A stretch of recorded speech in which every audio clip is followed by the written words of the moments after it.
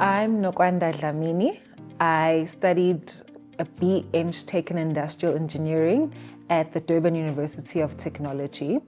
And then I went and did a BSc Honours in Applied Science for Industrial Systems at the University of Pretoria. I am an audit portfolio manager at Nedbank.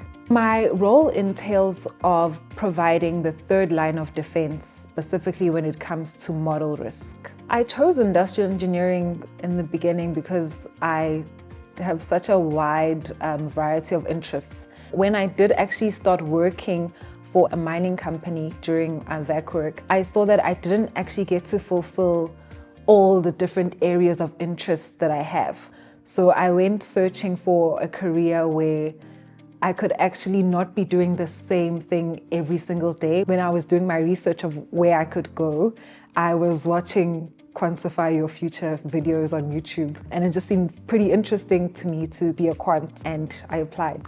I initially started on the Nedbank Quants graduate program, and when you get on this program, you're given a choice of rotations that you can choose from. And the very first rotation I chose was internal audit, where I am now. So there it gave me a great bird's eye view of the bank, because you're working with so many different clusters, business areas, products, types of risks. Then I moved on to CIB models, where I specifically focused on model validation for the bank's portfolio. Then I moved on to CIB market risk, which had nothing to do with models at all, but it just gave me a good look into markets and what makes them tick. No 2 days are the same. It really does depend on which stage of the audit that we're in. Typical day in testing would be getting up, and I'll be coding for most of the day. And the type of code that I'm looking at is I'm assessing different models to see how they're actually implemented. And then from that, a lot of meetings, a lot of conversations, and then also just writing up all of my results. The transition from studying engineering into being a quant, I think it just blends in more with my personality, specifically with the job that I do. Most of my day consists of interacting with people, whereas when I was still studying, I was doing a lot more analytical things all day, every day.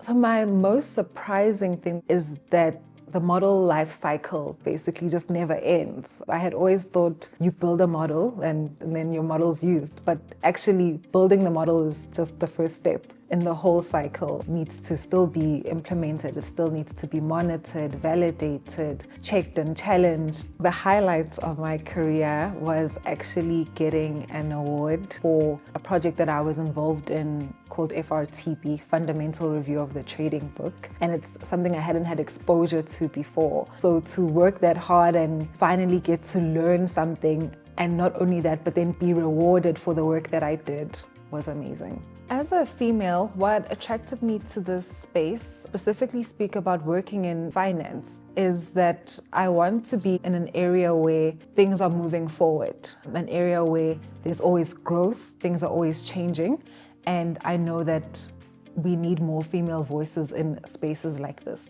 I think sometimes there's an internal bias or self-doubt to think maybe I can't do this, or maybe my voice isn't or shouldn't be as loud as the other guys in the room. I've just had to overcome that by knowing that if I do my best in whatever it is that I'm doing, then it's good enough. The advice I'd give to any young females wanting to enter the field is that you need to just act.